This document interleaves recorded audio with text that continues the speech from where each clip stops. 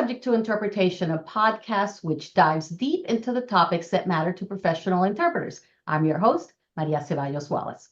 Today, we will speak with Natalya Mytareva, Executive Director of the Certification Commission for Healthcare Interpreters, and we'll talk to her about the development of the monolingual CoreCHI practical exam and its impact on language certification. With over 2 decades of experience and a 2023 Language Access Champion Award, Natalya will share her insights into advancing interpreter standards and certification for languages of lesser diffusion. Welcome, Natalya. It's great to have you back here on Subject to Interpretation. Well, thank you for having me back, Maria. It's definitely a great opportunity to talk about things we've done since the last time we've seen each other, since things changed after the pandemic. So good timing. Thank you. Well, it's wonderful. Well, CCHI seems to be kind of an innovator in its field. You are always pushing the envelope. You're always looking for new and better ways to not reinvent the wheel, but perhaps to use that wheel that we already have. And one of those things is what you call the English to English exam. Can you tell us what that is and why we should pay attention and why we should be interested in this concept? Well, when you think about testing of any kind of profession or any kind of skill, right? The best ways to do it, to test an ability of a person to do things, is to actually have them do it. Right. And in our profession, we have one denominator, English. And I mean, in our profession of medical interpreters in the United States, right? The second language could be anything else. According to censuses, 430 plus. So how do you test interpreters in the United States who need to provide equal level of accuracy to patients speaking different languages without creating 430 exams? Right? The direct way is obvious, and we've all done it in court interpreting and translation and other countries. It's bilingual exam, English, Spanish, French, right? Depending on where you are. But this number of combinations are always limited. Australia, I think, has the largest ones. I think they go up to 150 exams, but it's still 150. What do you do with the rest, 300 plus that are spoken in this country? And then go up to 7,000 in the world. So we thought, if we'll look at it from the perspective of what else unites us besides English in this country, and that is our ability to convert meaning accurately. And so our question was, how can we test that conversion skill and accuracy without resorting to a second language? Because if we figure out that, then we can do it in a monolingual format. And here in the US, we'll do it in English. If you are in, Mexico, you can do it in Spanish. If you are in Thailand, you can do it in Thai. So it's a model that's replicable if it works. And with that, we did a pilot or a study in 2020, 2021, where we thought we'll first figure out, can we do it, and what would be the best way of doing that? And so that's how English to English exam came to being. We call it ETOE for short. And since the launch of this exam and the credential last year, we have 179 people who are already certified with that new credential that we call CoreCHI performance. And at some point, today we'll talk more about the credential, how it differs from exam, because there's more to it than just one exam. So, but I'll stop here to see if you have any other questions, follow-up questions, and where you would like to talk, what you'd like to talk about next. Absolutely, Natalya. And that's a really, really great start. So tell me, what does the English to English exam actually measure? Okay. The exam measures the cognitive interpreting abilities. In other words, our abilities to convert meaning. And we do it via different activities that are something that are happening in our minds when we're interpreting.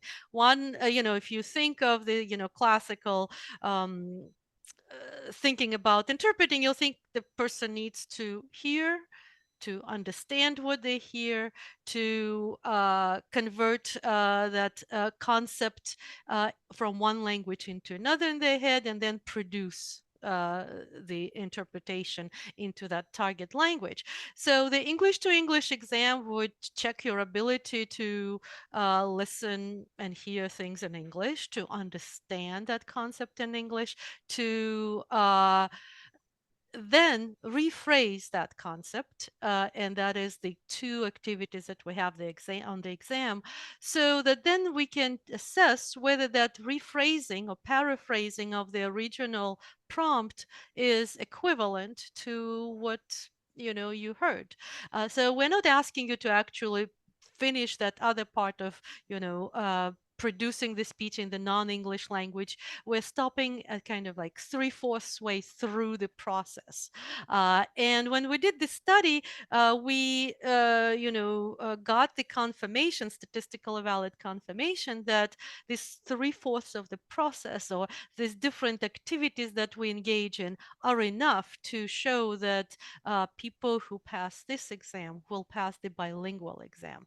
So let me give you briefly an idea about the study. What we had is we had 249 individuals on the same day take two exams. First, they took the Spanish English, Arabic English, or Mandarin English interpreting exam that through which we certify our interpreters.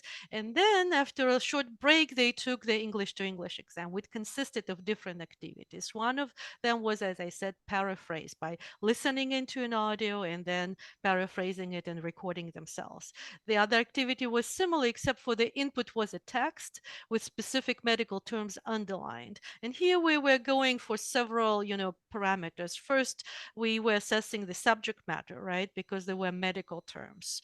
Then we were assessing the ability to, understand them and rephrase them in a different way without losing meaning. And that's actually pretty hard. What we discovered at the study, for example, this simple term as constipation is very hard to paraphrase in English. It's possible if you're an interpreter, but as a person from the street, they'll say, well, going to a bathroom, or not being able to go to the bathroom, forgetting that there are more things we do in our bathroom than that describes constipation, right? So in that kind of is like allows like this minimal layer of screening of individuals who are bilingual, who would love to be interpreters, but they don't understand the concept of accuracy. So those are the two paraphrasing activities. And we had this simple activity of short memory testing.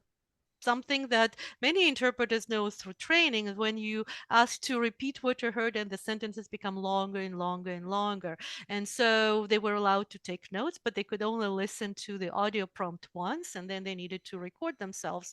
And those prompts were from 12 words to 45 words on the study. And what we discovered that there was still, some you know, contingent of candidates who couldn't even repeat 12 words correctly.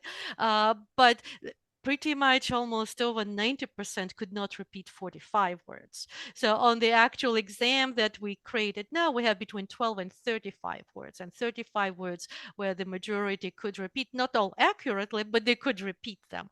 And what we discovered through the study in that activity is that what interpreters who passed their CHI Spanish, Arabic, and Mandarin exam, what they did is A, they never omitted critical information. B, they never said the reverse or the opposite of what they heard. Uh, and C is if they forgot a word, they tried to substitute it, again, paraphrase it, so that they could keep the meaning. And the candidates who failed, they would, omit critical information, reverse the, logic in the sentence. And if they forgot something, they would just stop or make something up.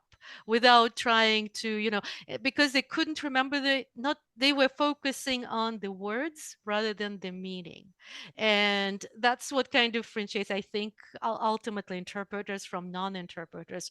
We capture the meaning and then we, you know, produce it in a different language, while bilinguals are listening to the words and they're trying to reproduce the words, and then they say the story that they think they heard. So that's the difference between interpreters and non-interpreters in my mind. And then the other activities included listening comprehension, listening to a speech in English of a doctor or another provider, and then restating the key points. Again, focus, like, could you identify the key points or not? Reading a document in English and then answering 3 questions about this text without reading from the screen what's written on the text.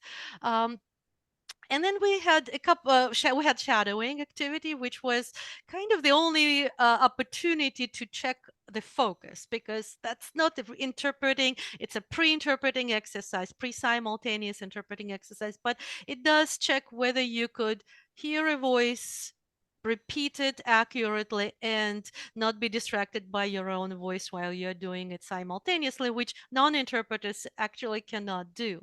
And then we had a couple of other activities that didn't perform very well on the study, like finish the sentence or fill in the blanks. What the study showed is that it didn't matter whether a person could do it or not. It didn't affect their passing of the bilingual exam, but all the other activities that I spoke about, they did tell us if the person were able to do them successfully, they would pass the bilingual exam. That correlation between these two exams was 0.62, a coefficient of Pearson, which means that it's a moderate correlation, moderate to strong. The parameters is from 0.5 to 0.7. That's moderate to strong correlation between two things that are dependent.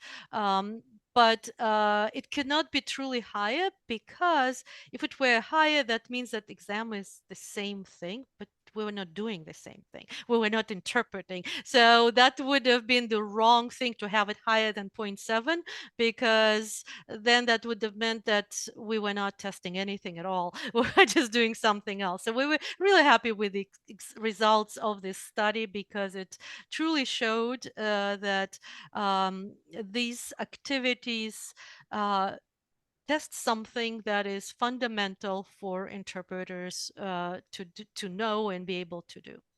So let's unpack some of this. Actually, you've shared a lot of information with us, and the first one that I want to touch upon is, in fact, you've stated it, but let's talk about it some more. The E2E is not, in fact, testing a person's interpretation skills. It is, in fact, testing their capability to do to complete one of the requirements, which is almost like a mechanism that an interpreter has to do, which is to receive information, process the information, and do something with it. In this case, we're not asking them to do something with it in a different language. We're asking them to do it in the same language, right? Correct. And the importance of that do something is to do something it without changing the meaning of what they heard. Right? Because that's the theme throughout all these activities, right? And when we're grading the exams, when the raters, rate the exams, they apply different scales. And one of the scales is accuracy and cohesion. And so that is the scale for all the activities, right? What the input of the information that you heard and what you produced, do they match? Right? And then there were other things like scale, like lexical content. How deep and diverse is your vocabulary? Did you use the same words that were in the prompts, or did you actually were creative and were able, you showed that you have more knowledge of English beyond what you hear? So in other words, you're not just parroting things. Obviously in shadowing that didn't apply, and we didn't have it for shadowing, but for all the other activities that you had to, how creative are you with your language? What is your knowledge of vocabulary? And we have a scale of grammar, right? Because obviously we want to make sure that your fundamental grammar is not just English grammar. We're not counting the errors. We're counting, like, did you make any grammatical mistakes that would affect the meaning? In other words, whether you like transpose the cause and effect, right? Or if you did the wrong coordination of the thing, sequencing of the things from what you heard. So that was the grammar. And then we also assessed quality of speech, because when I worked as a manager of interpreting services, I've always, had the input about some interpreters from the providers that, like, oh, could you send somebody else? I can hardly understand them, right? So, and when we speak in English, all of us interpreters, that's the effect, that's the kind of our main business card, right? And so what we're assessing on the exam, the quality of speech, we're not assessing your accent, though. We're assessing the clarity. We're assessing the fluency, whether you pause at the right places, whether you mispronounce some words to the point that the listener cannot understand them. And so, and of course, because it's an English to English exam, the challenge for the raters is that they hear all kinds of accents. And so we have continuous training with raters to make sure, and our panel of raters represents different languages too. So, and so that there is no conscious or unconscious bias against some kind of accents, because we all have accents. And so I think it's was the most challenging part of the training of raters, is to, come to an agreement of what we consider, just accent, and ignore it, and what is already the pronunciation that affects the understanding. So before we go on to talk a little bit more about the format of the test, I think probably our listeners or viewers, some of them are sitting at home or in their office or in their car and going, but wait, you're using the word paraphrasing. That's a dirty word practically in interpretation. And the definition, according to the Collins Dictionary, of the act of paraphrasing is a restatement of a text or passage, giving the meaning in another form as for clearness. So, in other words, it's a rewording, but it's a restating. It's not a summary. It's not an embellishment. Does not have additions or subtractions. Why is it, do you think, that we so often hear for interpreters, do not paraphrase, do not paraphrase, do not paraphrase? Isn't what my esteemed colleague Agustin de la Mora likes to call word substitution in another language, when you're interpreting and the words do not exist, the specific words do not exist in that other language? Isn't word substitution in another language an example of paraphrasing? Well, that is a very good question, because, what I think happens is that because everybody speaks a language, everybody has an understanding of what the language is, right? But not everybody has the knowledge of linguistics, of the theory of interpretation and translation and conversion of meaning and accuracy of meaning, right? And obviously, interpreters don't need to have that theory, but some of them actually get to it through, like, practice and the gut feeling, so to say, but some get through training, like I got it from training, where the understanding is that when you substitute into another language, what you heard is you are paraphrasing in a way, right? And you will always be doing that because there's absence of concepts, absence of, grammatical correlations. Sometimes something in English is a noun, and in another language it has to become a verb if you want to convey that concept, right? So without, you cannot get away from that. And the way to be able to do that is to have your brain kind of trained to stretch its ability of understanding what's accurate. Because the key is not whether you use the same words, the key is whether you produce the same meaning. And so what happens when many people think that, oh, when they say don't paraphrase, don't, what they really mean is don't lose the meaning. Don't try to explain it at a different level, meaning like lower or higher, and don't omit everything. And that's a very hard skill. And without specific training and without the specific preparation for our ETOE exam, I think a person who is not a linguist will have harder time passing it because they simply don't do it on the job. Because if you're interpreting uh, and you're not trained as a linguist, I don't know, don't hate me, but I would say that probably 70% of the time you are paraphrasing and approximating and not producing accurate interpretation, right? Because in order to be truly accurate, you have to have some training. So, and some practical training on actual doing interpreting and not reading about it, right? And so if you add this complexity to the exam that we're not asking you to interpret, but to paraphrase in English, what would happen to those 70%? Again, I mean, 70% accuracy, probably it'll become 50% accuracy because in the same language, it's harder to do.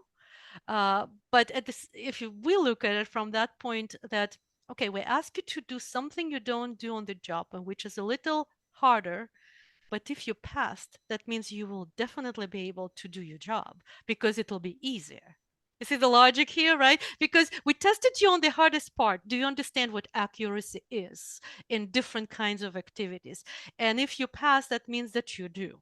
You may have different, you may have done better on one type of items than on the other. You may have, got higher score on grammar than on quality of speech. But ultimately, we know that you did not compromise the accuracy and you were able to monitor yourself, because even without bilingual exam, the majority of people who fail it is because they omit things. And they omit things simple like tomorrow, twice a day, after with meal, or if you have not finished all the preparation in time, call us, right? So things that are very simple words that every interpreter knows, but they omitted it because they couldn't monitor themselves, right? And so with this exam, we're checking, can you hear what you said and correct if you thought you said something wrong as well? And that's an important addition. So the exam is not checking your English, it's checking your English and application to interpreting. And that's what I think is the most valuable contribution from this study, is that we prove that there is something that we interpreters do that could be tested in one language.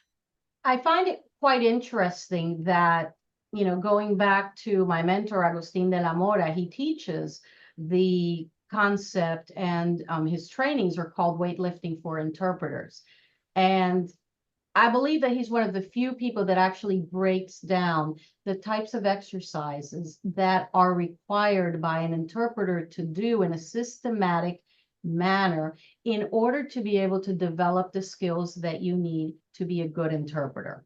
So, for example, if you want to be a good interpreter in the consecutive mode, one of the things that you need to learn and practice and do well is to have a good short-term memory, to your ability to take notes, to be able to convey an idea in similarly to the same way that it was originally expressed.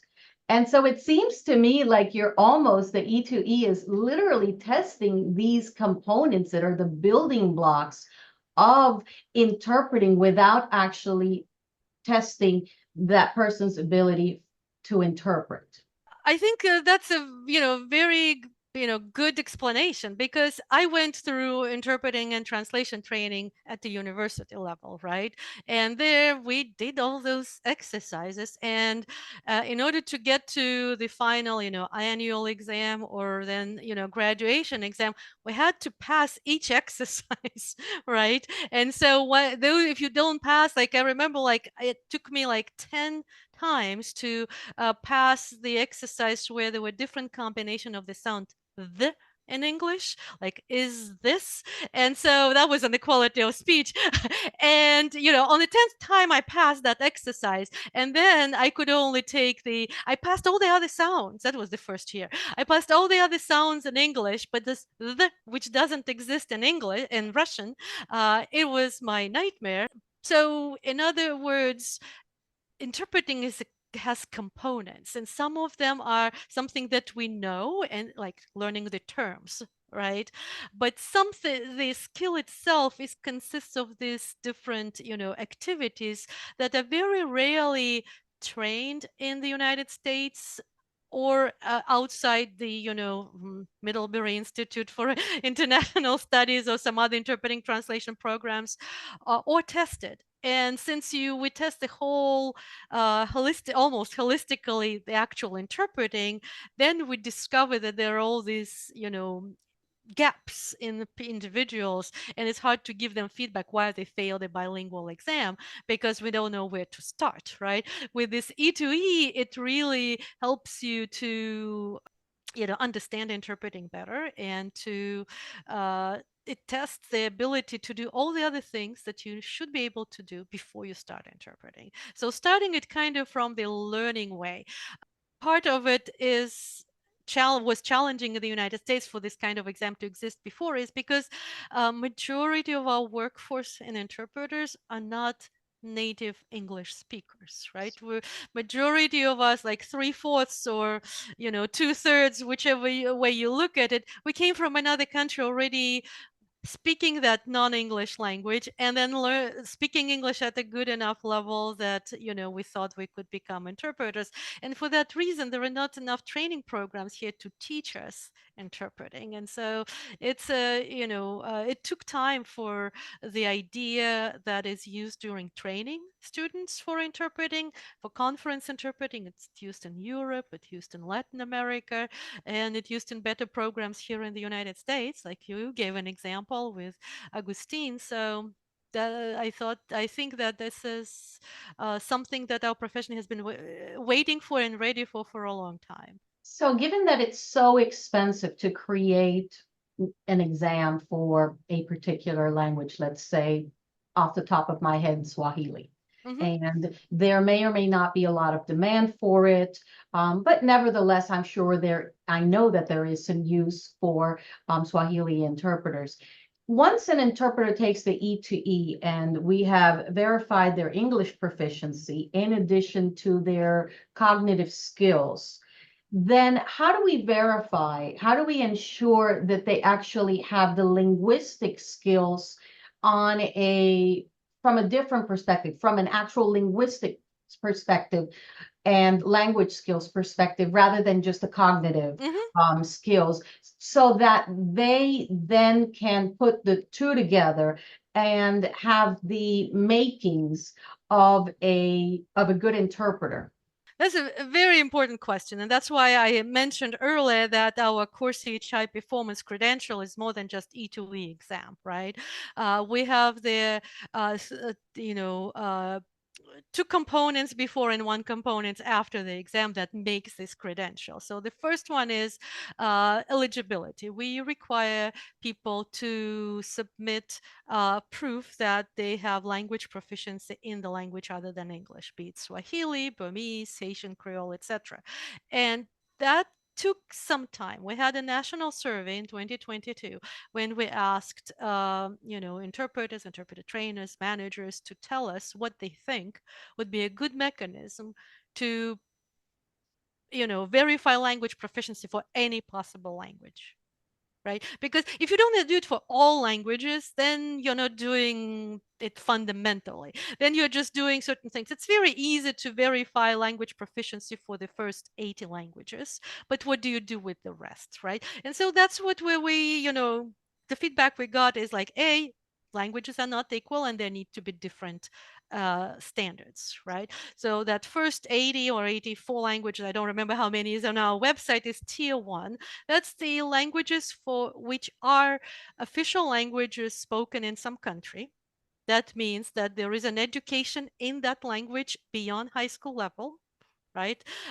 So, for example, Polish, Swahili, you can go to a country where it's official language of the country. You can get your PhD in chemistry with speaking that language, right? So, and additionally, in the United States, there is a language proficiency exam easily available, right, through multiple vendors like LTI or language companies like Alta, or you get Language Line, etc., HCI, and there are many different companies who do that, right? So those 80 for language, but again, I'm not talking about 8, right? I'm talking about 83, 84 languages. For them, we require that they have either that language proficiency test at mid-advanced level, uh, or they could have a bachelor's degree and higher from the country where that language is spoken. Why we did it bachelor's and not high school? First of all, this survey was adamantly unanimous in saying that uh, high school will not be enough. People could move to a country, right? They could be newcomers to that country themselves. Children, if they came here right after high school and they lived here for 20 years, they forgot that language. So you get your cognitive and other abilities developed by the age beyond high school. So that's why we the survey and talking to do through focus groups, we agreed that bachelor's degree and higher from the official language of a country where instruction is done in that language. And then the second tier is languages which are not official languages of the country, or maybe a language or official language in the country, but it's not, there's no public education done in that language. There could be that kind of version. And there is a language test, but they're like very few in between, and that's literally like, I don't know, another 30 languages or even fewer than that. And an example that comes to my mind is Karen from Myanmar. Again, it's not an official language of the country. You can never find a book about medicine published in that language, and that's it was a very important to us differentiation. Can you find officially published medical information in that language in that country? And the answer is no. And then the third tier is all others, right? Another, hundreds of languages. So what we decided is to combine those two groups, and we have the requirements that they have to present two kinds of documents. One document is like, hey, there's still some countries where the languages could be studied, and they could theoretically have, some kind of certificate in that language, right? There are many, missionaries that study different languages around the world, and they could have that, ability to present that kind of certificate. But then the second document would be something different.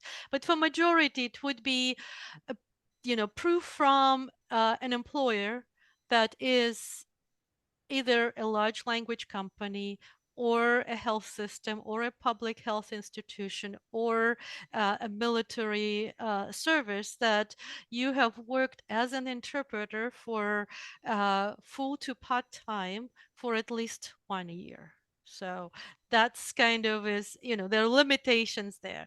And because within 1 year, if you didn't do a good job, you would not survive in this condition, right? And you had enough work opportunities, because it needs to be higher than 20 hours a week. So you truly didn't do it like 3 appointments a year. That will not work for this confirmation. And then the second confirmation is a community organization, because what we discovered with the indigenous languages, Mixteco, Zapotec, Cantabal, all these languages, there could be employer, but we need to have some other verification that the community thinks that they could actually speak that language, right? And our requirements to the community is that they have to be an official legal entity. They have to clearly state how they know that the person speaks that language. Because if I myself, for example, speak Mixteco, but I don't speak Chuch, how would I know that that person really speaks Chuch, right? So I have to explain, like, we have this community of 15 people who, with whom this interpreter goes to this, and the community never complained, which is, again, very subjective. I get all that, right? But there is some process, some mechanism to get these two different confirmations from two different places, right? So that's the before exam. Then you take the written exam in English about medical interpreting and code of ethics and church. That's the second part. Then you take the English to English exam. And then finally, on the English to English exam, we have the last item that is not scored at the exam, where you ask to describe a picture in your language other than English. And so the requirement is, because it's not scored, you will get certified, but within a year of getting your credential, we have which we're just starting now. We're a little bit slow on this unfolding, but we will randomly pair individuals of the same language to listen to somebody else's recording and go through the checklist, like, hey, what language is it? We're not going to tell them even what language that is, so that we could get and if there is, in that situation, there is a possibility that something flags throws a red flag at us about that audience, we'll seek obviously another person to verify that the first review was not subjective. But in all reality, chances of a person who speaks, for example, Kinyarwanda, to go through all the trouble of taking the exam and not really speaking Kinyarwanda, the question is why, right? So we think we have like enough a level of assurance with them producing something before the exam, passing the two exams, and knowing that somebody will evaluate them, and we have a mechanism to revoke their certification, to, because they have to follow our disciplinary policy, which says on the application, you said all these documents are correct and you speak the language. We have the legal authority to pursue legal action against them because they misstated their things, right? So it's, the consequences are pretty high the farther down the road you go. But we hope that this is the mechanism that could truly solve this issue of how do we know that the person speaks the language. We'll know it from at least two indirect sources if they don't have the language proficiency test, and we'll have our own confirmation. By the way, we require everybody, even if they produce the language proficiency test, still to go through that last post certification element, so that we are sure that nothing funny happened there as well. So you've mentioned some sort of prerequisite for the language other than English, but you haven't mentioned any minimum prerequisites for English. No, we do have that too. I mean, it's just not so strict. We don't require you advanced mid on English, just because our two exams are in English. If you don't speak it, you just wasted your money. So that's the bottom line. Because the first exam is a written exam, right? It has 100 questions.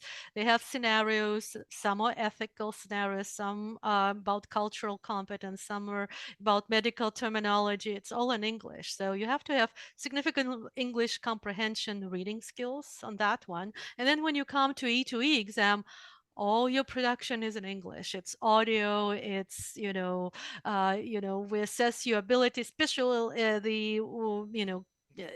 items like listening comprehension, reading comprehension, where you have to produce it. You are not, it's relatively significant texts or speech, and if you don't if you're not fluent in English, you will not be able to pass the exam. So that's why we're not that concerned about English. But we accept, variety of, we have accept TOEFL, we accept, high school diploma in the United States. We'll accept that. We trust that you learned it. So it's not an issue because of the structure of the exams. Now, if a person takes the E2E test and they don't pass the test, what kind of feedback, if any, do they get regarding their ability to take this test and maybe process that information so that they can prepare for a future sitting of that test? Well, they're getting a score report which shows, we have a scaled score between 300 points and 600 points, and the passing is 450. So first of all, they'll know how close they are.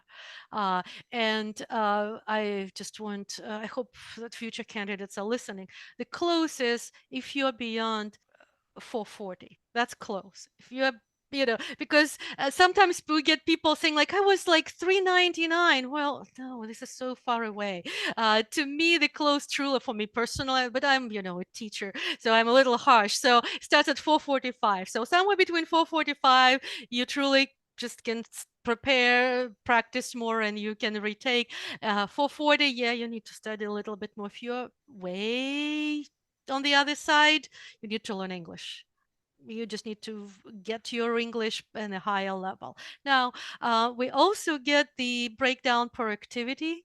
So the person could see what percentage they got correct. Each activity is presented as 100%, right? So you get your maximum score on that activity and you're giving your percentage. Now, here there is no like formula, so to say. I mean, we do have obviously a psychometric formula, which is proprietary, and I can talk if you wish how it was established. But what the candidates get is, somewhere like 56, 75, 89. Now, looking at this three number, 56 is way too low. 75 is kind of borderline. So you want to be on the good side of 80 if you want to pass any exam. And it's just not for our exam, it's for any exam in the United States, because usually the passing score is somewhere between those two numbers, right? Sweet 70 and sweet 80, somewhere in between there is this passing score. So you can see which activities were harder, and you can practice either your memory or paraphrasing or reading. So that's the feedback that each candidate gets. Well, that's refreshing to hear because there are other tests in other disciplines. Probably, more than likely it's going to come to people's mind, legal, in which that feedback is not available in the main exam, in the exam where it's the dual language exam. That feedback is not available in a federal exam. It is minimally available in the state exam. And it seems to me that if we want to produce professionals, if we want to encourage people to take these exams, then we should provide them with information that they can use to be proactive, as opposed to keeping them in the dark. 100% agree. The other thing is I'm also, CCHI Spanish exam and the what we call the written exam, the first exam are accredited through National Commission for Certifying Agencies, and that's a requirement. You have to provide feedback that is specific enough to the candidates. Now, the minimally acceptable is the feedback around like what is the scale and where you are towards it. But the majority of programs of other professions, and I'm thinking, nurses and architects, I'm not even talking about interpreters, they do provide this feedback because if you want to grow the field of professionals who are certified, who are doing their job at a good level, how will they learn? Because there always will be the distance between the academic and the practical application, right? And the certification exam is the moment where you can get that feedback on your practical application, because you could have your master's degree in nursing, right, and fail some, I don't know, some specialty nursing exam because you never connected, in a practical way. So the feedback on exam, I agree with you. I think it's very important. Also, is important is the way of rating the exam. What I think our biggest innovation is in both bilingual exams and in this monolingual exam, we don't have a rater rate the full exam. So on this exam, we have 22 recordings of different activities. There are 22 scored items.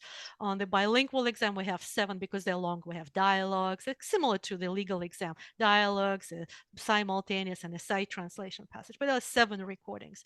So each recording, each response is scored by 2 raters independently.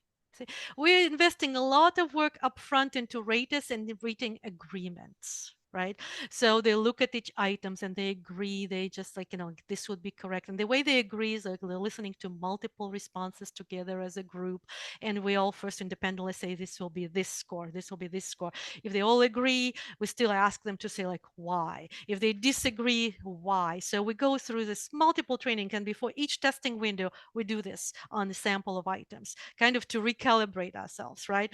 And so each item is scored by 2 raters independently, not knowing each other. Then if they disagree by 1 point, the computer then assigns it to a third rater. And that third rater also doesn't see what the other 2 said. The third rater is applying the things. And so the ultimate score for that item becomes average of these 3 raters, except for the third rater, because they're selected as the most experienced, etc. It took us some time to find good raters, third raters for each panel of each exam. So they have a double weight. And so every time that we are finished with the testing window, I review all those third ratings to ascertain who was wrong, the first rater, the second rater, or the third rater, right? And then as a panel, we discuss all these things so it never happens. But, this creates this objectivity that raters don't have the burden to make a decision to pass or fail a person. They don't. They just hear an audio recording and sees it the accurate representation of the original prompt. It significantly lowers their anxiety and desire to give a score, because you don't really care what the score is. You just think like this is inaccurate or this is accurate. You don't have any other things to think about. And so ultimately, on the bilingual exam, you could have potentially 14 people score you, who are all practice, and this one 44. We don't have such a large panel.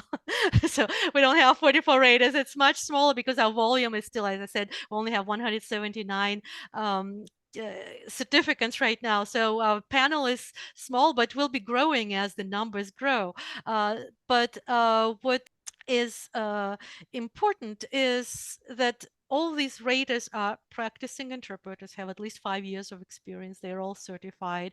And through this, 4 times a year. And then when they are onboarded, the training is around, like I would say, 40 hours of how to rate a specific exam. And add to it that we update our content every 2 years. So we're going every 2 years through that 40-hour training. So that is what makes this score, at least that's what makes me very comfortable with any of our practical exams, because I know the potential for bias or error is very minimal. I mean, you can never say no, never, right?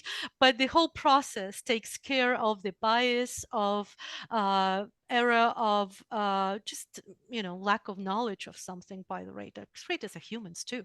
Now, what role did these subject matter experts, let's say outside of the raters that you just mentioned, play in the development of the E2E exam and in the approach that you took to create the E2E exam versus the already pre-existing CHI exam for Spanish, Mandarin, and Arabic?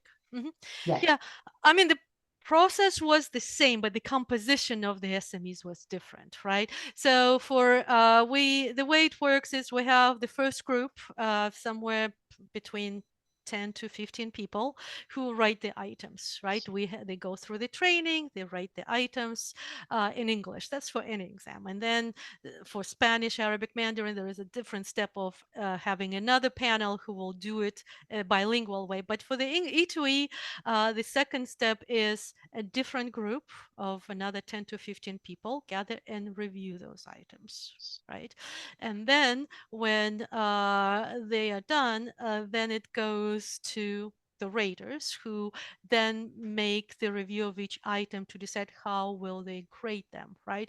Like for example, if you're talking about paraphrasing, right? If you will have something in, let me think of an example from the study. Hepatitis C is a leading cause of liver cancer, right? So something like that. So what if somebody will say hepatitis B?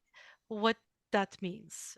What grade would you give? What if somebody say it's a cause of cancer and admit liver, and so they discuss through all these kind of things. And in our scoring, we also pay attention to how many units of information are versus words. So they all agree what is a unit of information in that particular sentence. So we all just don't count articles, right? If somebody omits an article, sometimes it's not important, sometimes it is, right? So again, it's A or Z, maybe different. So those kind of things. So that's the raters do it. And then before we release the first scores, after the first administration of the exam, we have another panel of 15 people who go through what is called standard setting study, which is they set the passing point.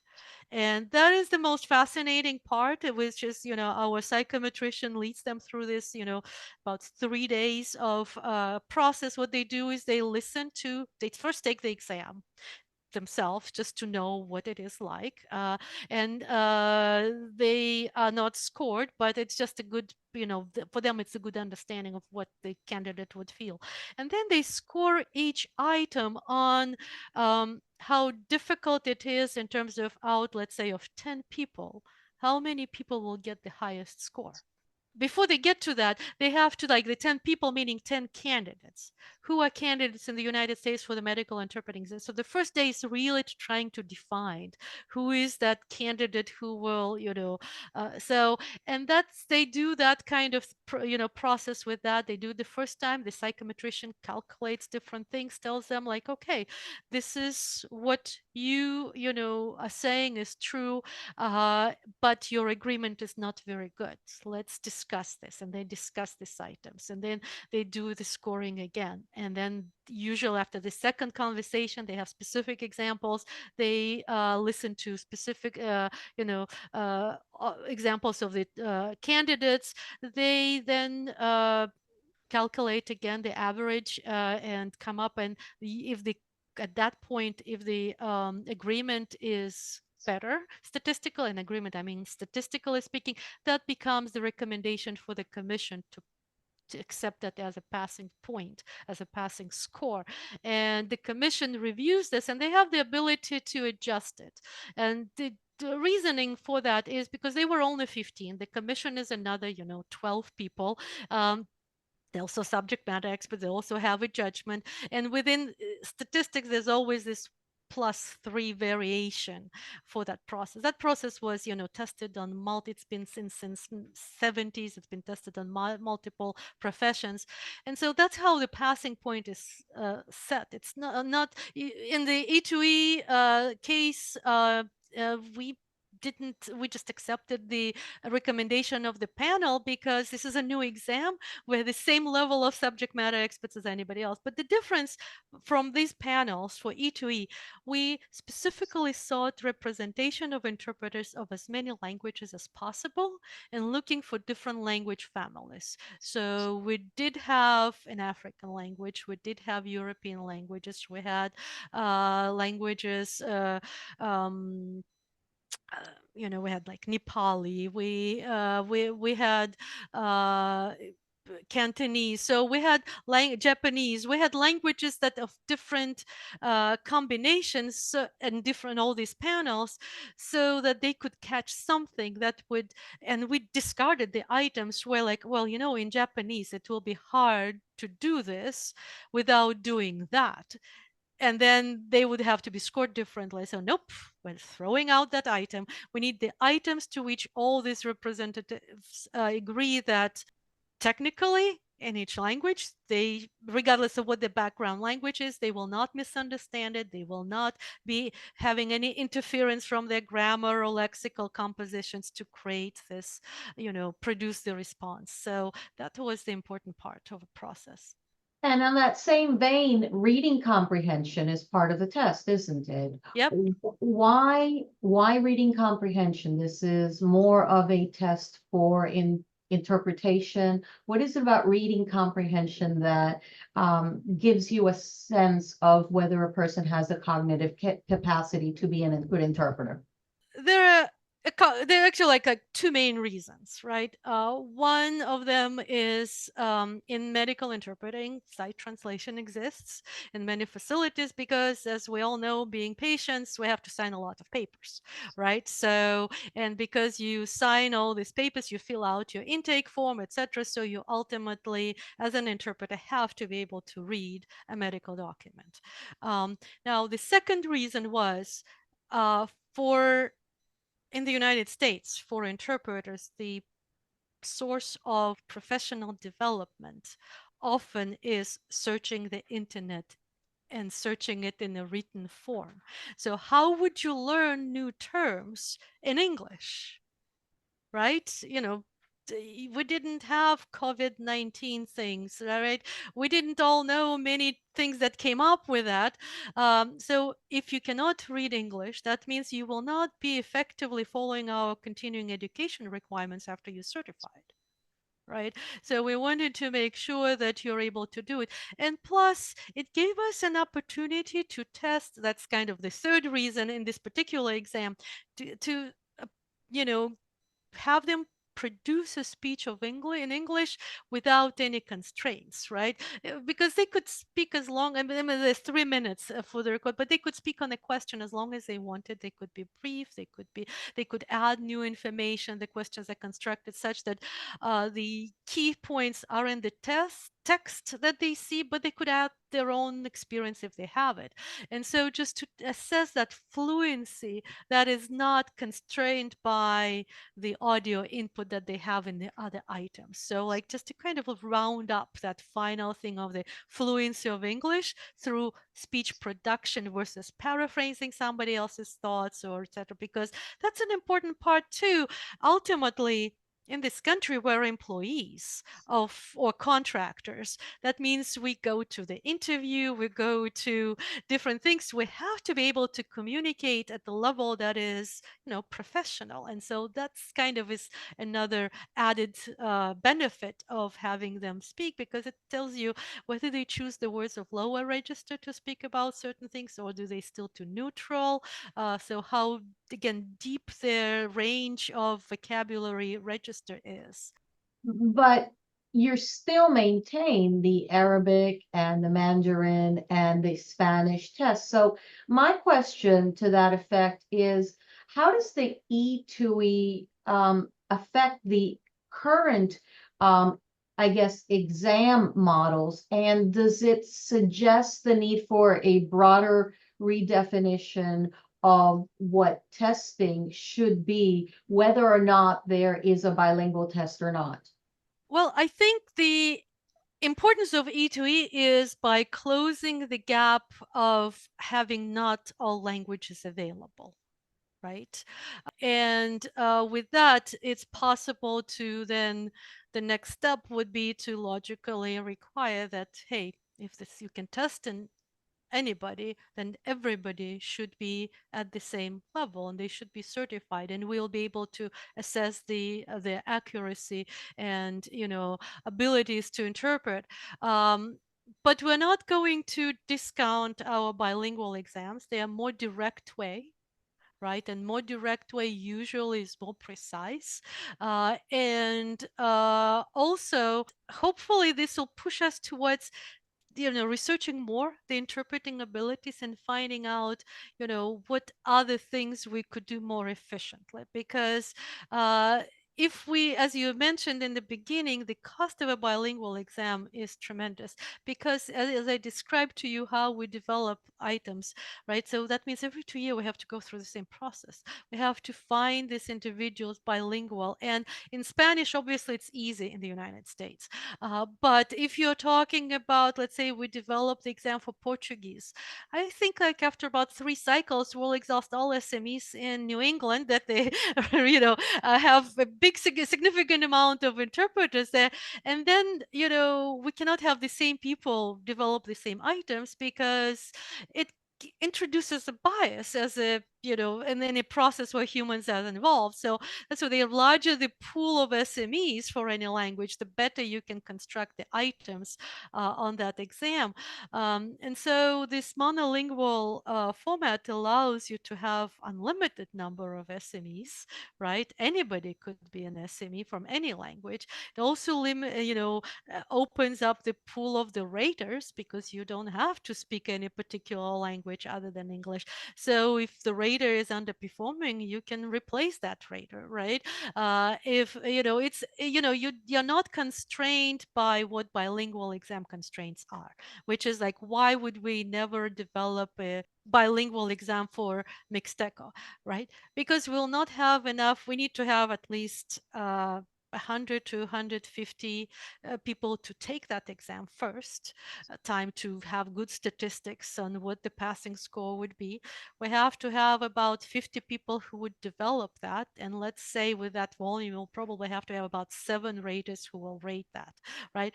So, and then we'll have to replace all that. So it's just impossible. And the monolingual thing just, it allows you not to do that. I see the next step in general, right, would be develop a Spanish only exam, right? And then we can solve that indigenous language issue, because if they have tested in Spanish correctly and they have language proficiency in the indigenous language, then they could be, definitely used very successfully as Mixteco Spanish interpreters for relay interpreting.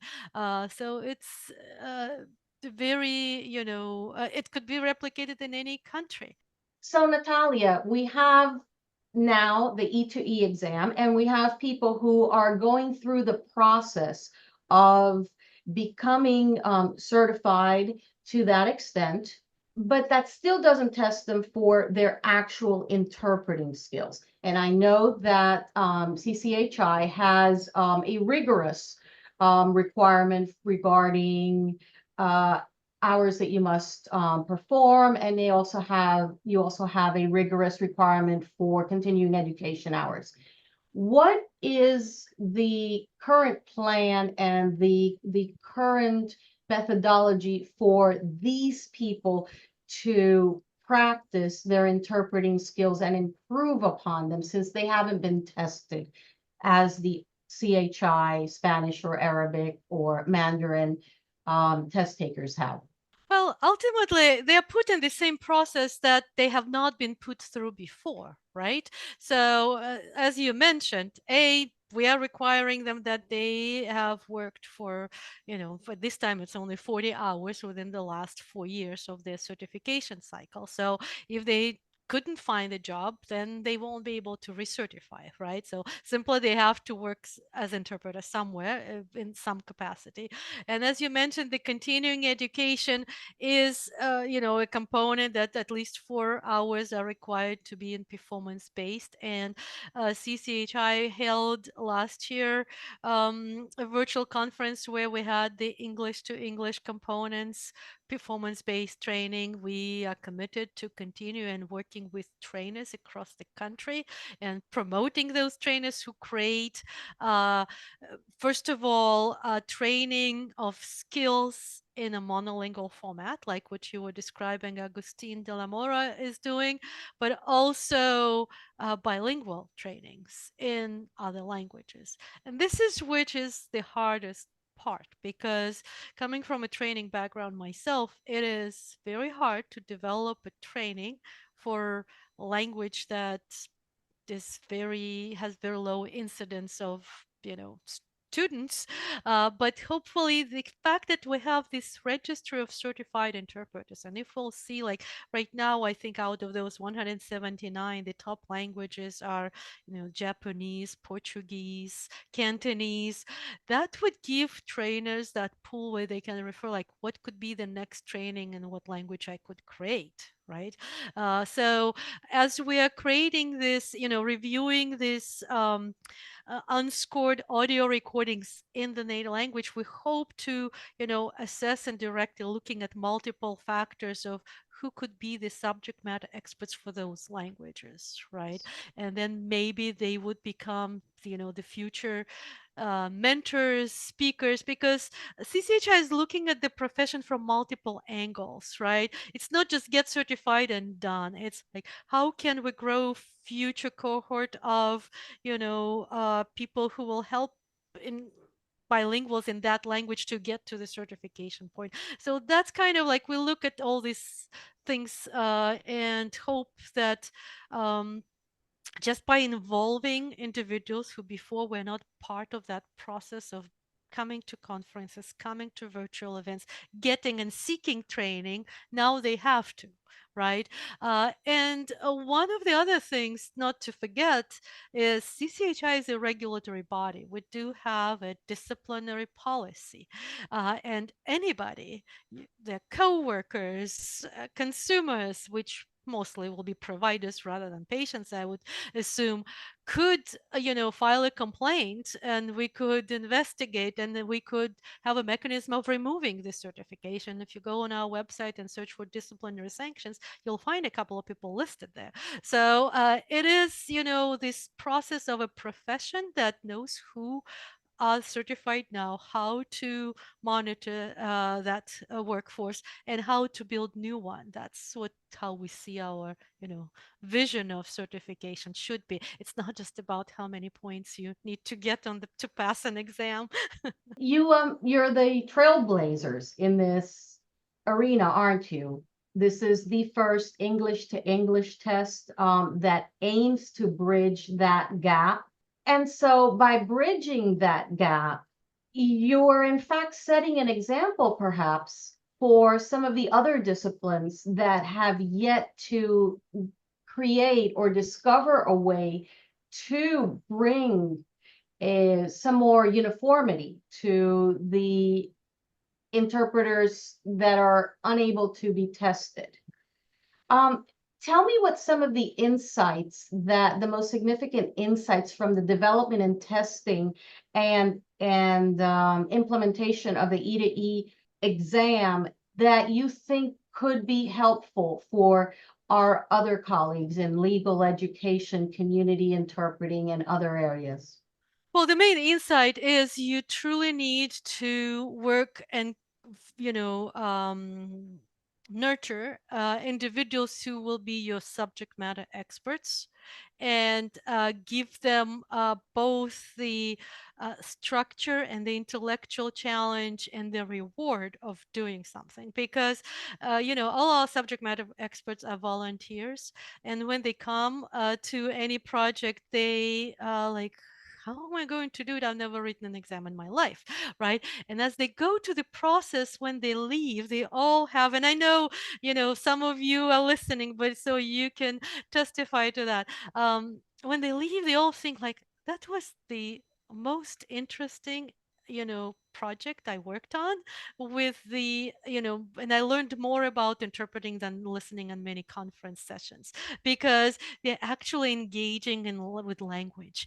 What if we add this word there? What if we remove this one? Like, can we score this as equivalent to this? When do you have to do like that?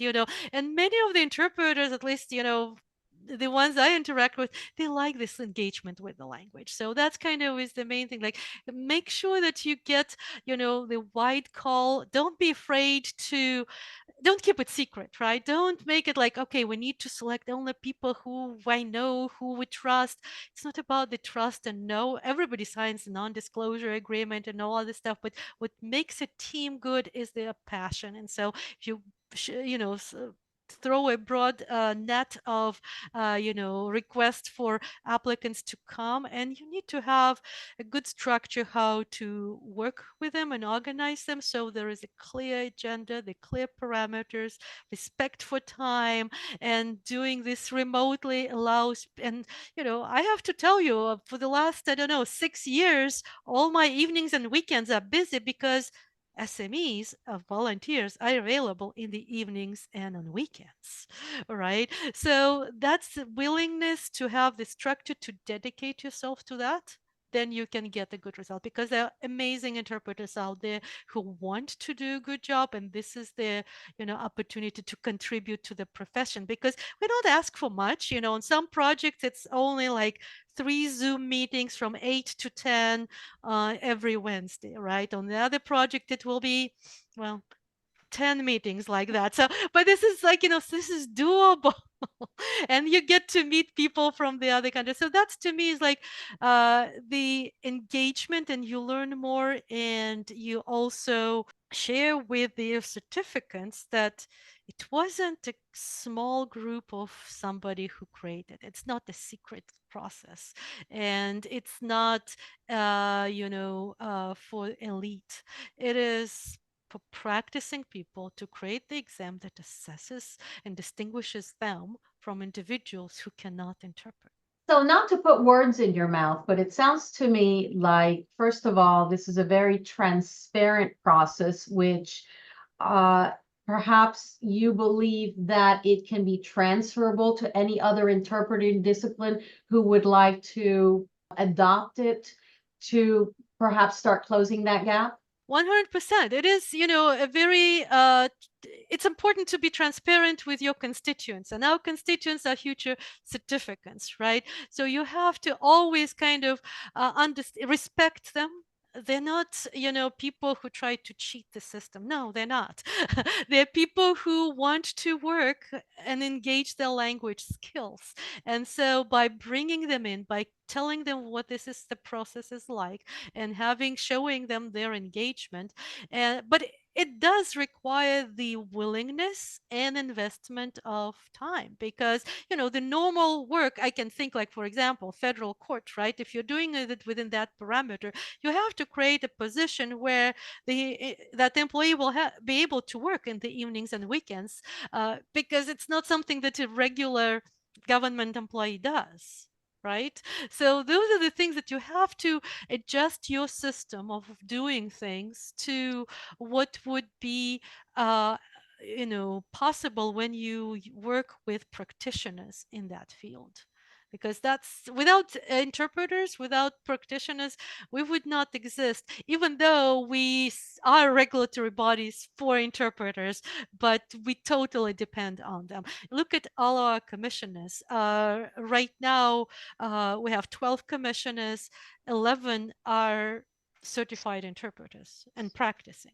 Right. So the board is not somebody from outside of the profession. And that's where you start. The people who work and design the training programs, the certification programs, have to be from within the profession. And then we have tons of experts. We have our psychometricians, consultants, we have our testing vendors, psychometricians. They can help us with all the other stuff. But only the professionals and practitioners could decide what is it that makes it a good, program that benefits the profession. So, Natalya, thank you so much for joining us here on Subject to Interpretation. It has been my absolute pleasure to speak to you about the English to English examination, as well as all of the other initiatives that CCHI has been working on. Thank you very much for your time. well, Maria, thank you for inviting me back. It's always a pleasure to talk with a fellow linguist, a person passionate about our profession, and thank you for your podcast team. So. And to our viewers and listeners, stay tuned as we continue to explore key issues in interpretation throughout the season. We hope this episode has been as enlightening for you as it has been for us. And for more updates, including events, visit the De La Mora Institute of Interpretation website at delamorainstitute.com and sign up for our newsletter. Don't forget, you can send your comments and suggestions to this podcast at podcast@delamorainstitute.com. Thank you for joining us. And as always, remember, never stop learning.